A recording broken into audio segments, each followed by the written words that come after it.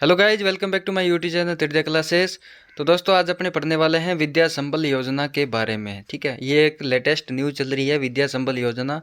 कुछ स्टूडेंट के दिमाग में कुछ ये कन्फ्यूजन है कि ये मतलब कि क्या है, इसकी क्या योग्यता है, क्या इसके कितना वेतन मिलता है इसका। ठीक है, मतलब कौन कौन इसको अप्लाई करता है, इसके लिए क्या क्वालिफिकेशन होती है, इसके कब से वो मतलब कि इसको फॉर्म भर सकते हैं और कैसे फॉर्म भरते हैं, ऑनलाइन ऑफलाइन वगैरह। वो सारी डिटेल अपने इस लेक्चर में कवर करने वाले हैं। ठीक है, और ये किस किस स्टूडेंट के लिए फ़ायदेमंद है, ये जो स्कीम है ये फ़ायदेमंद है भी या नहीं। इसको आप मोटे तौर पर एक तरीके से ऐसे कह सकते हो कि जिस तरह से पहले जो अपने अग्निवीर आए थे, यानी कि चार वो मतलब कि कुछ टाइम के लिए जो उसमें रखी गई थी, वो अस्थायी रूप से जो रखी गई थी, उसी तरीके से आप इसको कह सकते हो कि अग्निवीर का ही छोटा रूप ये इसको आप कह सकते हो कि ये शिक्षक वीर है। ठीक है, यानी कि एक तरीके से जहाँ पर गेस्ट फैकल्टी कम है, जहाँ पर जो टीचर कम है पढ़ाने के लिए, वहाँ पर मतलब गेस्ट फैकल्टी के लिए ये जो है मतलब कि स्टूडेंटों को पढ़ाने के लिए लगाया जा रहा है। आप इसको शिक्षक भी कह सकते हो कि एक इसको आप परमानेंट जॉब नहीं कह सकते, ये एक अस्थायी रूप से ये निकाली गई है। यहाँ की शिक्षकों की, जहाँ जिन स्कूलों में शिक्षकों की जो कमी है उनको पूरा करने के लिए, वहाँ पर गेस्ट फैकल्टी के लिए, वहाँ पर शिक्षकों की पूर्ति करने के लिए ये एक अस्थायी रूप से ये एक तरह की योजना है। ठीक है, तो अपने इस वीडियो में डिटेल से स्टडी करने वाले हैं। तो सबसे पहले इसका आवेदन जो है वो मतलब कि कब कर सकते हैं इसका आवेदन। तो इसका आवेदन की जो दिनांक रखी गई है वो 2 से 4 नवंबर तक, यानी कि आज मैं वीडियो रिकॉर्ड कर रहा हूँ, आज 2 नवंबर ही है, तो आज से लेके 4 नवंबर तक इसके अपने आवेदन कर सकते हैं। ठीक है, तो इसका जो आवेदन पत्र है वो मतलब कि कहने का मतलब है कि आवेदन कैसे करेंगे और कहाँ करेंगे। ठीक है, तो पहले तो ये इसका आवेदन ऑनलाइन नहीं होगा। पहली बात तो ये कि इसका आवेदन ऑफलाइन होगा, आपको व्यक्तिगत उपस्थित होकर, यानी कि जो आपके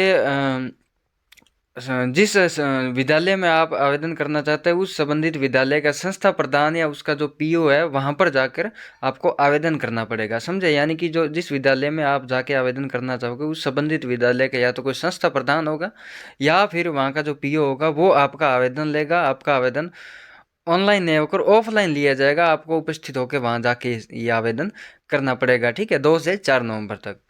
और इसका चयन कैसे होगा, इसका चयन होगा मेरिट के आधार पर। ठीक है, अब मेरिट के आधार पर ये कैसे बनेगी मेरिट, वो भी मैं आपको आगे बताऊंगा डिटेल में कि मेरिट भी कैसे बनेगी। आपको एक बार आवेदन करना है, उसके बाद में इसकी मेरिट बनेगी और मेरिट के आधार पर चयन होगा। ठीक है, और इसकी नियुक्ति कब होगी, यानी कि ज्वाइनिंग कब से होगी, तो 19 नवंबर 2022 से मतलब कि 2 से 4 नवंबर तक तो अपने फॉर्म लिए जाएंगे ऑफलाइन, और उसके बाद में 19 नवंबर 2022 से इसकी मतलब कि नियुक्ति दे देंगे, यानी कि मतलब कि पढ़ाने के लिए जो गेस्ट फैकल्टी है उनको लगा दिया जाएगा। और ये कब तक रहेगी, 31 मार्च 2023 तक। तो दोस्तों, ये आप इससे श्योर कर लेना कि ये एक परमानेंट वो जॉब नहीं है, एक अस्थायी रूप से मतलब कि गेस्ट फैकल्टी के रूप में शिक्षक लगाए जा रहे हैं, शिक्षक वीर लगाए जा रहे हैं पढ़ाने के लिए, शिक्षकों की कमी को दूर करने के लिए। ठीक है, जहाँ पर जिस विद्यालयों में शिक्षकों की कमी है। ठीक है, यानी कि पढ़ाई जो है स्टडी वो प्रभावित ना हो उसकी वजह से 19 नवंबर से इसकी नियुक्ति हो जाएगी, 31 मार्च 2023 तक रहेंगे अस्थायी रूप से।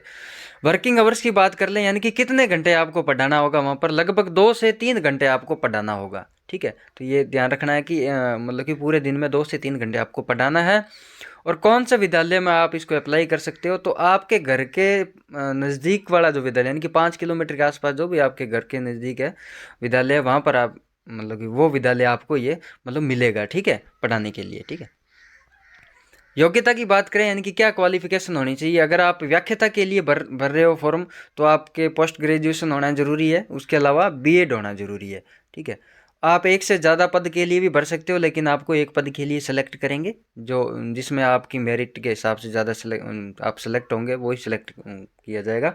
व्याख्याता की बात करें, यानी कि फर्स्ट ग्रेड जो टीचर है उसमें आपका पोस्ट ग्रेजुएशन के आपके 75 अंक माने जाएंगे, 75।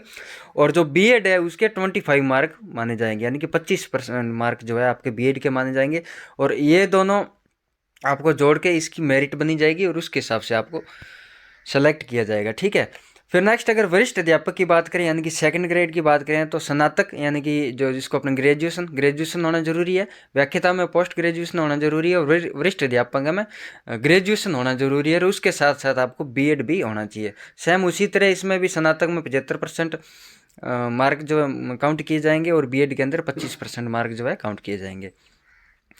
फिर लेवल 2 के अंदर भी ग्रेजुएशन और बीएड मांगेंगे, ठीक है, क्वालिफिकेशन जो है।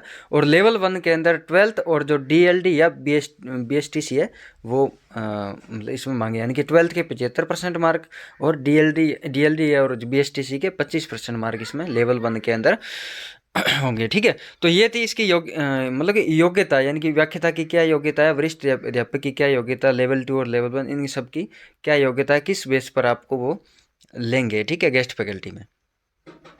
फिर कुछ स्टूडेंट के दिमाग में ये होगा कि वेतन कितना देंगे, ठीक है।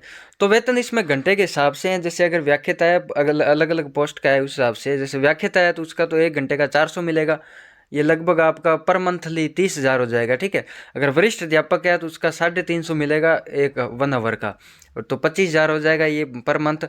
और जो अध्यापक L1 और L2 के अंदर आते हैं वो 300 रुपये उसको मिलेंगे पर आवर के, और 21,000 उसकी पर मंथ सैलरी हो जाएगी।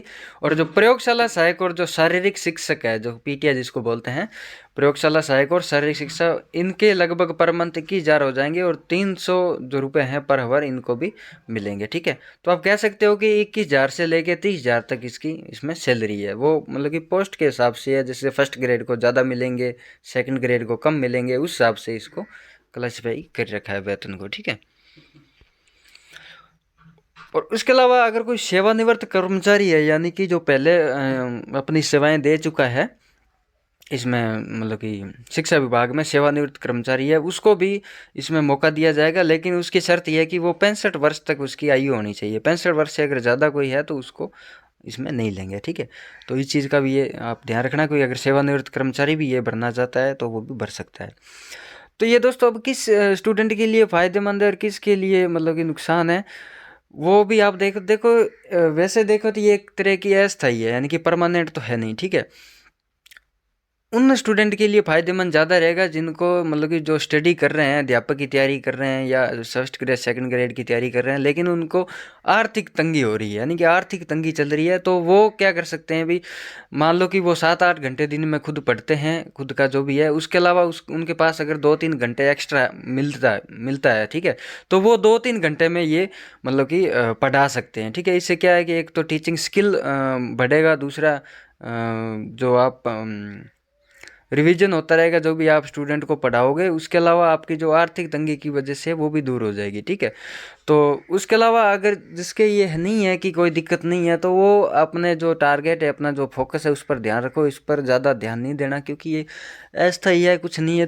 20-30 हज़ार में जिनकी आर्थिक तंगी है उनके लिए ठीक है, जिनके ठीक है चल रहा है काम, वो अपने टारगेट पर ध्यान दो। जो है आपको अध्यापक की तैयारी करनी है, जो भी वरिष्ठ अध्यापक है, व्याख्याता है, उनकी आप अपना जो फोकस है उन पर ध्यान दो, ठीक है।